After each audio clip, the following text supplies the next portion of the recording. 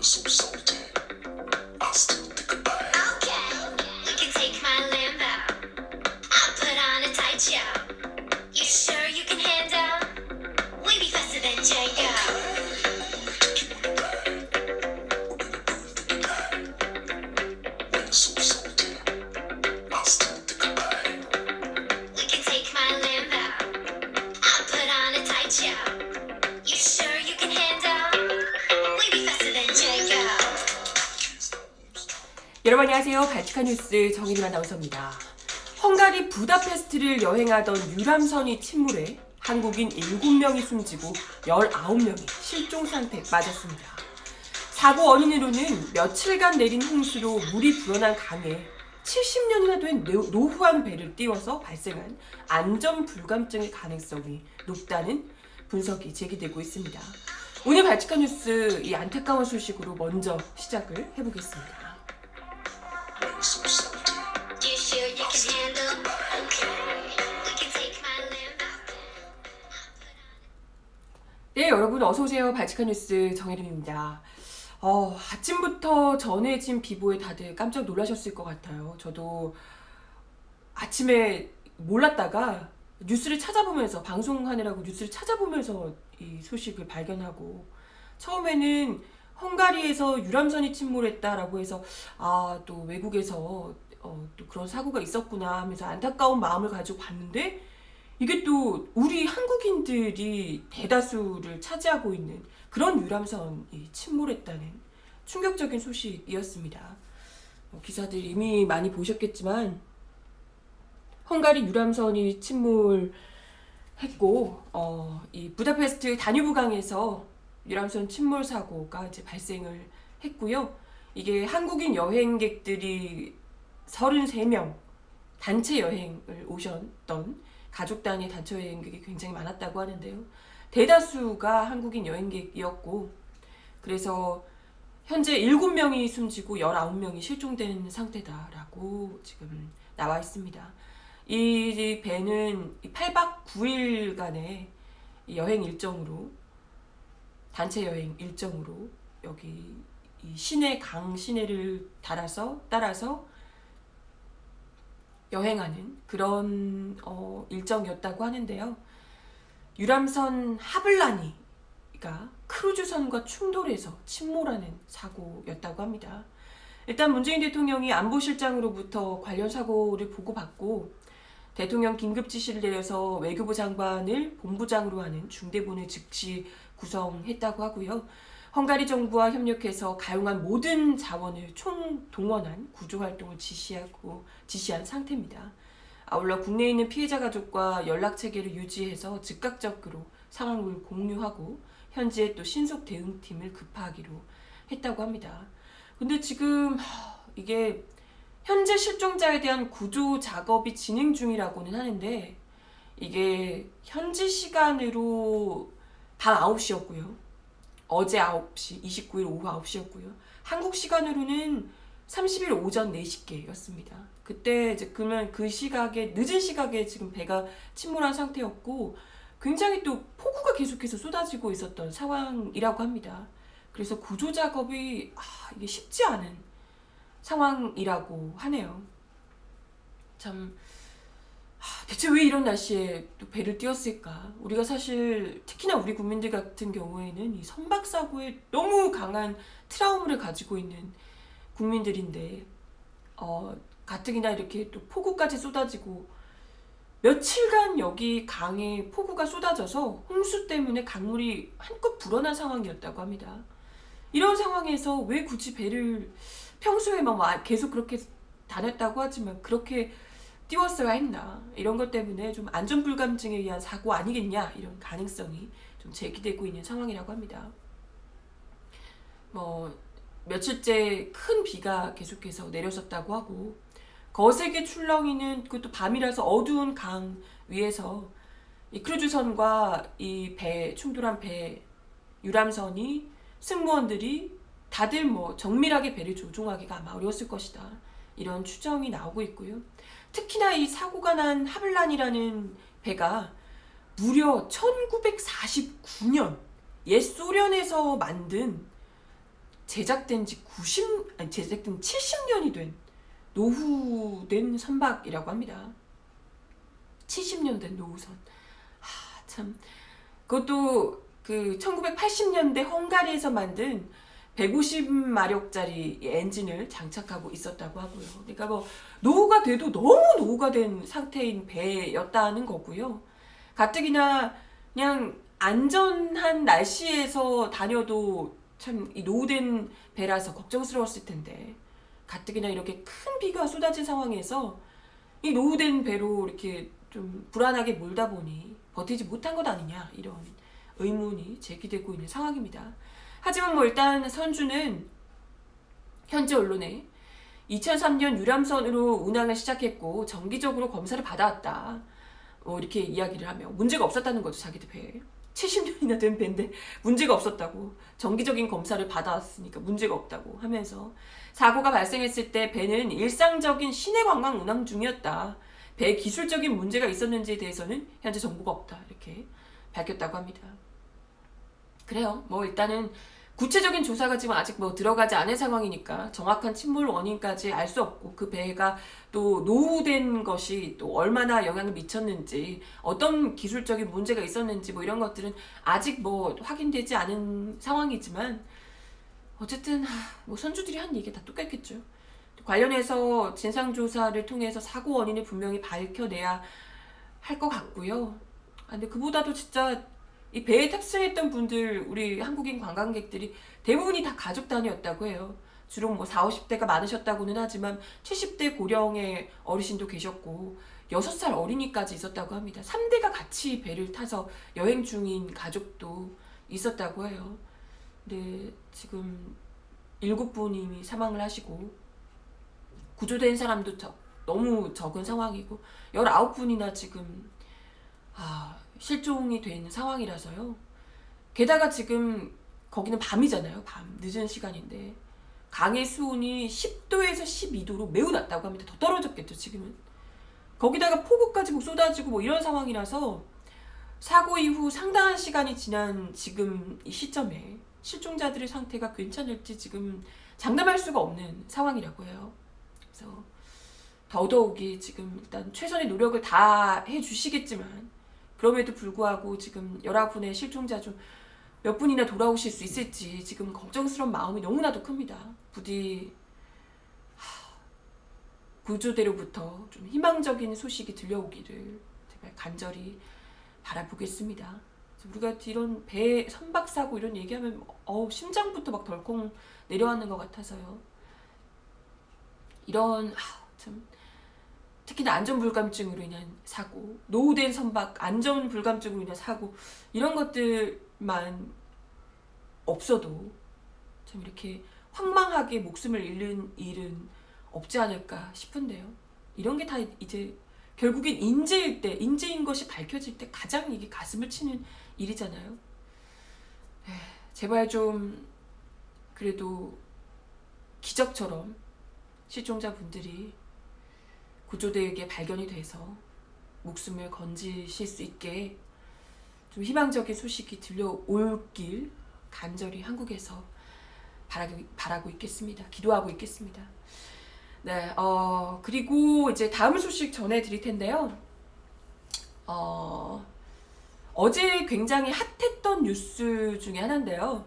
자유한국당 나경원 원내대표가 어제 강원도 산불 피해 후속조치 대책회의를 위해서 관계부처 참석을 요청을 했었는데 아무도 참석하지 않아서 굉장히 분통을 터뜨렸다라는 소식을 뭐 많이들 어제 뉴스에서 보셨을 겁니다.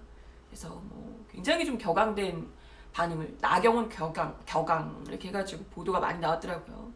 그러면서 문재인 정부가 공무원들을 압박해서 못 나가게 한 거라고 청와대 배우설까지 자유한국당에서 제기를 하고 있다고 하더라고요. 근데 저는 잘은 모르지만 어제 그 을지훈련이었다고 하더라고요. 을지훈련. 보통 우리 민간인들에게는 잘 뭐 관련이 없지만, 잘 신경도 잘 안 쓰게 되지만, 사실 관련해서 특히나 이제 공무원들 같은 경우에는, 군도 그렇고 공무원들 같은 경우에는 을지훈련 이런 게 이제 굉장히 큰 이벤트잖아요. 이슈잖아요. 그래서 거의 뭐 이제 다들 그것 때문에 사람도 굉장히 많이 빠지고 좀 정신이 없고 이런 상황이었다고 하는데, 근데 그렇다고 하더라도 장관들이 어차피 뭐 NSC 회의도 가고 하니까 뭐 어차피 못 간다고 하더라도 차관 정도는 와줘야 되는 거 아니냐 뭐 이런 얘기도 있고, 이건 뭐 어찌됐건 한 명도 안 간 건 열받을만 했다 뭐 이런 얘기도 있고 뭐 합니다. 근데 어찌됐건 간에 그래요. 이제 다 안 가서 서러울 수 있죠. 나를 정말 무시하는구나 이런 생각을 했을 수도 있어요. 그러면 뭐 무시하는 거냐라고 이제 좀 분노를 할 수는 있겠습니다만은, 그걸 가지고 청와대가 시켰다 이렇게 반응하는 건 좀 너무 유치한 것 아닌가 싶고요. 그걸 뭐 굳이 가지 말라고 누가 그걸 굳이 너네 가지 마, 너네 자유한국당이 부르는데 가기만 해봐 이렇게 하는 사람이 글쎄 그 정도의 유치함을 가진 사람이 글쎄 자유한국당에는 글쎄 있었는지 모르겠지만 굳이 그렇게 하겠냐고요. 굳이 안 그래도 뭐 어차피 굳이 안 그래도 어차피 뭐 그러실 텐데 굳이 뭐 청와대에서 그렇게 가지 말라고 뭐 이렇게 뭐 배우까지 돼서 압박을 굳이 국무원들에게 넣었겠냐 뭐 이런 거예요. 근데 뭐 어찌됐건 그래요. 자유한국당 입장에서는 어떻게 한 명도 안 올 수 있냐라고 생각해서 이제 분통을 터뜨렸다는 것에는 그래 그럴 수도 있겠다. 마음이 좀 상했을 수도 있겠다. 그거까지는 오케이 인정해요. 그런데 그렇게 분통을 터뜨리시다가 엉겁결에 셀프 디스를 하셨다고 이런 뉴스입니다. 엉겁결에 자폭한 나경원, 국회는 비회기에도 일해야 한다. 이런 얘기를 하셨다고 하네요. 국회는 회기 중에도 비회기 중에도 일을 해야 한다. 국회가 해야 할 일이 뭔가? 민생 현장의 민심, 이것을 전달해서 국정 제대로 가게 하는 일이 아닌가. 이렇게 이야기를, 어머나! 회기 중에도 뭐 비회기 중에도 가리지 않고 아주 일 안 하고 보이콧하고 나가셔가지고 그냥 여기저기 나다니시면서 레드카펫 깔고 막 이렇게 그리고 막 이게 연예인 놀이하고 막 이러시던 분들이 뭐지 이게 지금 회기나 비회기에나 일을 해야 한다고 누구보다 일을 안 하고 계신 분들께서 이런 얘기 하시니까 살짝 약간 뭐지 이거는 뭔가 큰 깨달음이 왔나? 아니면 의도치 않게 셀프 디스를 하신 건가? 좀 약간 살짝 헷갈리더라고요. 아니 대체 무슨 생각으로 본인이 일부터 하시고 그런 얘기를 하시든가. 누가 보면 되게 열심히 일하시는 분인 줄 알겠어요. 진짜. 근데 그러면서 나경원 원내대표는 지금 국회 정상화 운운하는 청와대와 민주당이 국회가 해야 할 일을 이렇게 막는 건 결국 야당을 국정 파트너가 아니라 괴멸 집단으로 생각하기 때문이다. 이렇게 이제 비난을 했다고 합니다. 어머! 누가 누굴 막아요? 누가 누굴 막아? 지금 청와대와 민주당이 자유한국당이 일하려는 걸 못하게 막고 있다 뭐 이런 뜻이에요? 여태 국회 일 안 들어가게 발목 잡아왔던 자유한국당 뭐냐고. 그렇게 제발 좀 국회 정상화하자고 하는데도 계속해서 나다니시면서 이런저런 핑계대면서 계속해서 돌아다니시던 그런 분이 이제 와서 갑자기 청와대와 민주당이 자기들 해야 할 일을 막았다고, 야당을 국정 파트너로 인정을 해주지 않고 있기 때문이다 이렇게 얘기를 하는 건 뭐랄까요, 거의 진짜 자폭 아닌가, 진짜 말 그대로 자폭 아닌가 이런 생각이 들고. 아니 그렇죠, 물론 아까 뭐 괴멸 집단으로 생각하기 때문이다 이렇게 얘기하셨는데, 물론 뭐 개인적인 수준에는, 개인적인 생각으로는 뭐 그쪽에 가깝다고 저는 뭐 생각을 해요. 개인적인 생각으로요. 지금 뭐 자유한국당이 하는 꼴로 봐서는 이건 뭐 국정 파트너가 될 수 있는 수준인가 이런 의심케 하거든요. 아니 이렇게 일 안 하고 돌아다니면서 막 이상한 소리도 하고 국가 기밀이나 유출하고 뭐 이러는 정당을 과연 이게 국회, 대한민국 이 국민들의 대표라고 할 수 있는 국회의원 자격을 부여할 수 있는가, 이런 의심을 우리가 강하게 하게 되는 거죠. 이걸 과연 제1야당이라고 할 수 있는가. 이런 이들은 당연히 정말 괴멸을 우리가 시킬 수 있는지 모르겠지만 어쨌건 자멸을 해야 되는, 자멸을 할 수밖에 없는 그런 정당 아니냐, 이런 지적들이 나올 수밖에 없는 상황 아닌가? 본인들이 하고 있는 그런 행동들이요. 이런 생각을 하게 되거든요. 아니 뭐 일을 안 하시잖아요. 그런데 뭐 연봉 1억 4천씩 따박따박 받아가시잖아요. 일 안 하면서. 아니 산적해 있는 그 일들, 국회에 다 이렇게 있는 일들 다 그냥 내팽개치고 전국 투어나 다니면서 정부 욕이나 하고 뭐 그러시는 분들이게 우리가 어떻게 이 사람들을 계속해서 국정 파트너랍시고 여당이랑 같이 어떻게 손을 잡고 뭘 해보세요라고 맡길 수가 있겠어요. 지켜보는 국민들이 아주 화병이나게 생겼는데. 근데 어제 또 앞거는 이거였습니다. 나경원 원내대표가 기자들 앞에서 자기가 산불 피해 지역에 2번 갔다 온 사람으로서 그분들의 눈물을 잊을 수가 없다. 이게 말이나 되는가? 라고 눈물을 보이기까지 했다면 글썽했다고 합니다. 진짜 뭐 흘리진 않고 이렇게 글썽했다고 합니다. 와, 되게 이거야말로 그야말로 그 유명한 악어의 눈물 이런 건가요? 와, 진짜 누가 보면 진심으로 나경원 원내대표가 산불 지역 피해 주민들 걱정하시는 줄 알겠어요. 아니 왜 이러세요? 응? 온 국민이 다 알고 있는데 그 산불 났다고 난리 났을 때 자기 자유한국당 의원들 질문을 받고 가라며 정의용 안보실장, 국가안보실장 붙잡고 안 놔주셨던 그런 분이, 응? 그리고 산불 추경 누구 때문에 아직까지 지금 통과가 안 되고 있나요? 자유한국당이요. 자유한국당이 그거 안 해주고 계속해서 밖으로 나돌아 다니시면서 아직까지 추경이 통과가 안 되고 있잖아요? 응?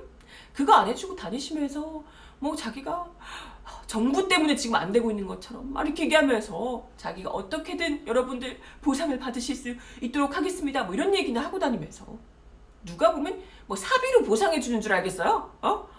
그러시는 분이잖아요. 그죠? 정말 가슴이 아파서 그분들 때문에 눈물이 나시거든. 뭐 강원도까지 굳이 찾아가서 이상한 최고위원 회의를 국회에서 해도 되는 걸 거기서 굳이 최고위원 회의 하다가 그 지역 주민한테 욕 듣고 막 그러지 마시고요. 추경 통과나 빨리 신속하게 해주시고 그 또 저기 소방관 정규직화 법안도 좀 제발 통과해 주시고요. 뭐 국회 돌아오자마자 그것부터 막 또 깽판 났다고 뭐 그런 얘기가 들리던데 아무튼 밀려있는 법안들 처리나 국회의원답게 신속하게 좀 해주셨으면 좋겠습니다. 엄한 데 가서 거기서 막 징징대고 그러지 마시고. 근데 관련해서 더불어민주당 이인영 원내대표는 오늘 오전 국회에서 열린 정책조정회의에서 자유한국당이 산불대책회의에 차관들이 불참한 것에 대해서 청와대와 우리 당의 지시 때문이라고 억지를 쓰는데 그 전에 자유한국당이 국회에 들어왔으면 상임위 개최하고 추경예산 심의했으면 다 끝날 일이었다. 굳이 이게 뭐 사람들 부르고 자유한국당이 그럴 일도 없었다는 거죠.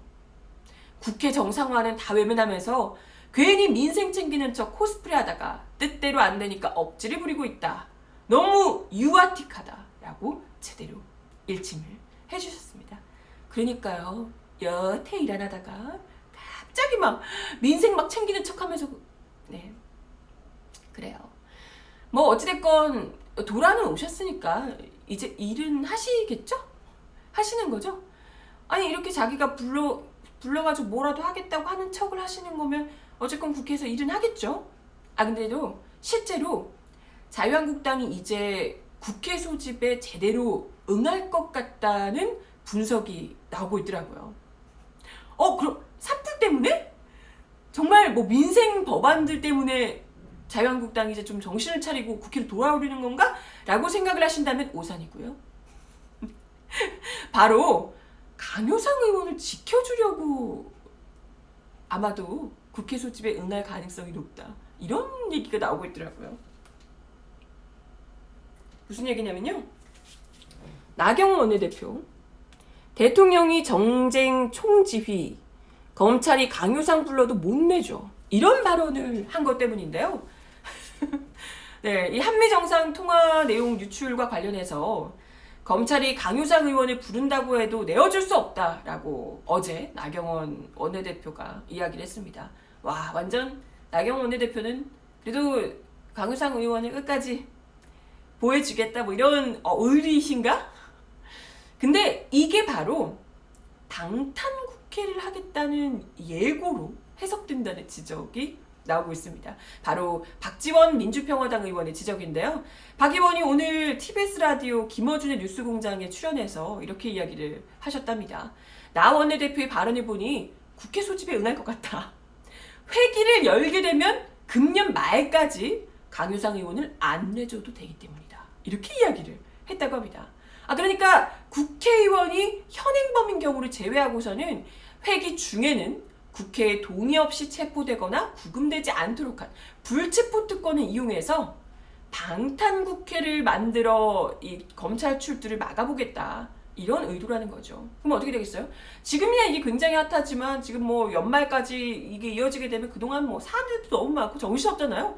그러면 강효상 의원권이 그냥 스르르 없어지게 될 수 있다는 거죠. 그러면 뭐다? 그때를 기다려서 뭐 언제 그런 일이 있었냐는 듯 그냥 모른 척 넘어갈 수 있을 거라는 거죠. 글쎄 강효상 의원은 이렇게까지 지키고 싶어하는 것은 뭐 조선일보 때문인지 어쩐지 모르겠지만 하여튼 뭐 사실 자유한국당이란 방탄국회가 한두 번은 아니잖아요. 아시다시피 예전에 왜 그 강원랜드 건데도 뭐 권선동 의원 이런 분들 때문에 방탄국회 또 기가 막히게 또 자유한국당에서 일은 안 하면서 회기를 열었다가 닫았다가 하면서 아주 전문가로 방탄국회 전문가들로 거듭나신 바 있죠.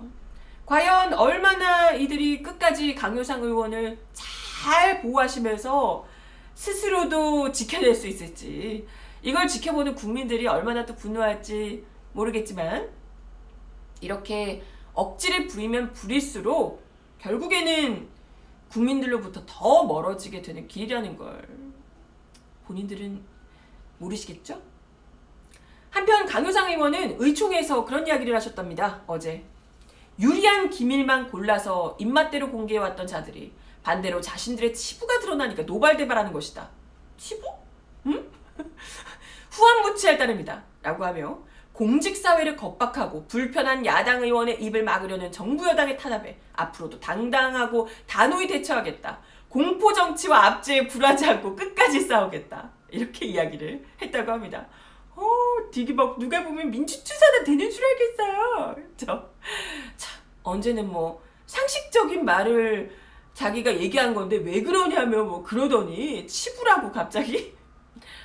근데 이분 아직 정말 큰일 날 분 같아요. 지금 아직까지도 이게 어떤 중요한 문제인지 어느 정도로 심각한 사안인지를 전혀 모르는 거예요. 여기 안에서도 지금 보수 진영 안에서도 심각성을 제기하고 있는 상황이고 이런 것이 계속 반복되다 보면 어느 정상이 우리나라 대통령과 전화통화를 하려고 하겠냐, 솔직한 이야기를 털어놓으려 하겠냐, 이런 우려들이 지금 계속해서 나오고 있는데도 자기가 뭐 대단한 막 엄청난 걸 폭로를 한 사람처럼 내가 이렇게 대단한 걸 폭로했는데 이걸 지금 공직사회를 겁박하는 이 정부가, 청와대가 나를 탄압하는 것이다. 야당 탄압이다. 이렇게 주장하며 희생자 코스프레를 하고 있는 강효상 의원 여차하다가는 아주 국가기밀 줄줄이 다 캐내서 공개할 것도 뭐가 문제냐 이렇게 하실 분 같아요. 하긴 뭐 여태 그렇게 상황 파악이 안 되니까 계속해서 이렇게 뻔뻔한 소리를 하시는 거겠죠? 다 필요 없고요. 강효상 의원 덕에 자유한국당이 더 이상은 뭐 국가안보를 든든하게 지키는 뭐 보수정당 이런 류의 얘기는 절대 못 하시지 않을까? 어떻게 국가기밀 빼내는 걸 이렇게 케어를 해주면서 국가안보를 운운할 수 있겠어요? 그죠?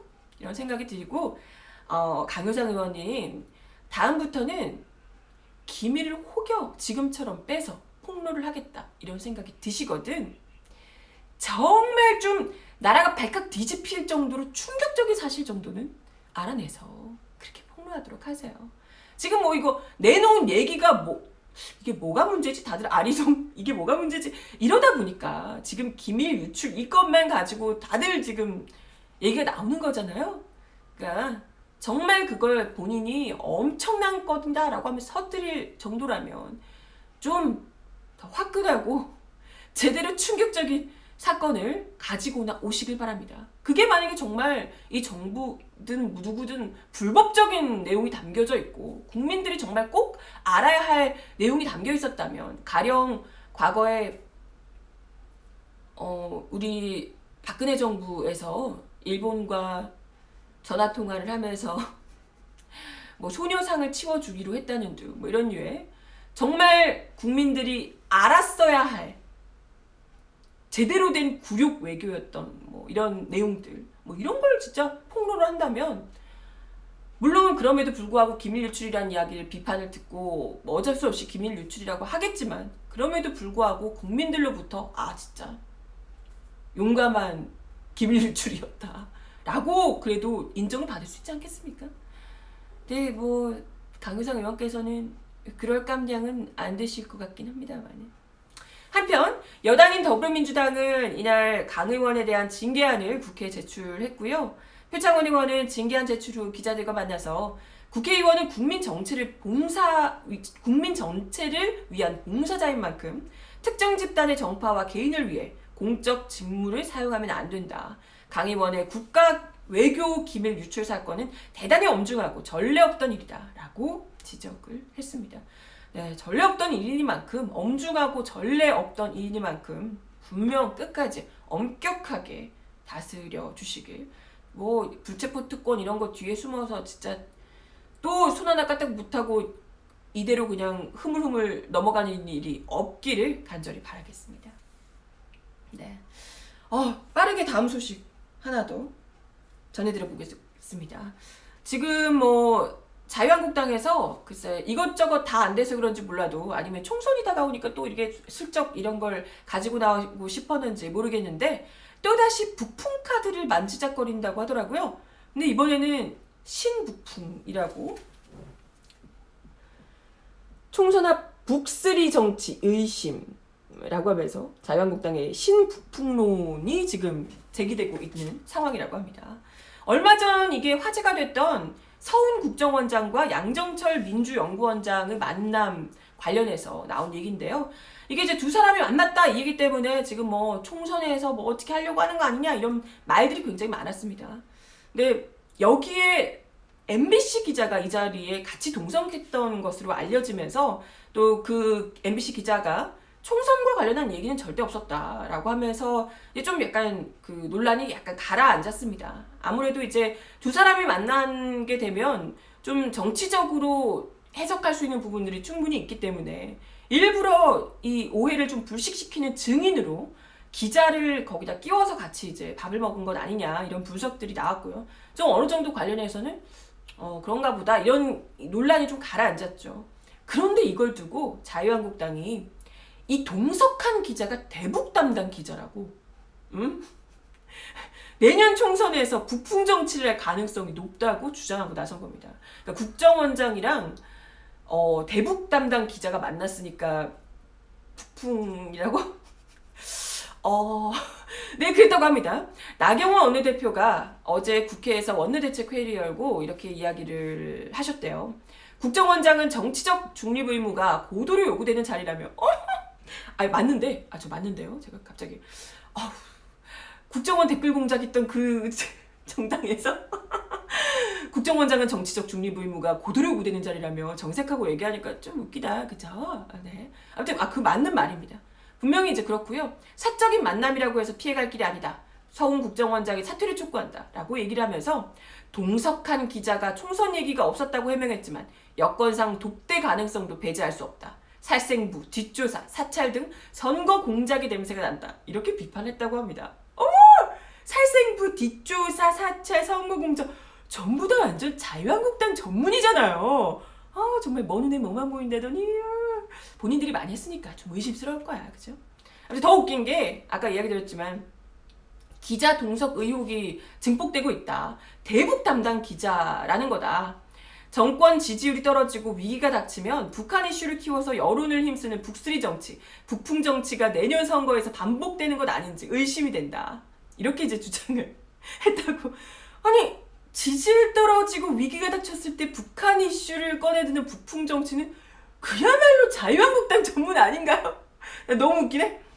근데 뭐 북한 전문 기자가 국정원장과 만났다는 것 자체가 글쎄 북풍 정치를 할 근거가 된다는 것도 너무 어이가 없는데, 아무튼 뭐 선거에 영향을 미칠 수 있는 신북풍이라든지 여러 가지를 모의하려는 시도다, 이렇게 이제 주장을 하며 신북풍론을 주장을 하셨다고 합니다. 근데 우리가 아는 북풍은 글쎄 예전에 그 대선 코앞에 두고 북한에서 이렇게 총 좀 쏴달라고 했던 총풍 사건, 자유한국당 전전신 때 있었던 뭐 그런 사건들 주로 우리가 그죠, 대북 긴장 관계를 유발시켜서 이득을 보는 주로 자유한국당이 늘 해왔던 그런 북풍 정치인데, 이번에는 이들이 얘기하는 건 이제 북한과 좋은 관계를 유지하면서 이걸 선거에서 먹혀들게끔 하려고 하는 것이다. 뭐 이런 이제 유의 주장인 듯 합니다. 근데 뭐 어찌됐건 글쎄 그렇게 이야기를 이전부터도 하고는 계셨지만 글쎄 그게 잘 안 먹히던데 대체 언제까지 이 북풍 얘기를 계속해서 하시면서 선거 때만 되면 특히나 이렇게 또 색깔론을 슬슬 꺼내들고 하실지, 한두 번 해봐서 안 된다 그러면 그만 좀 하실 때도 되지 않았을까요?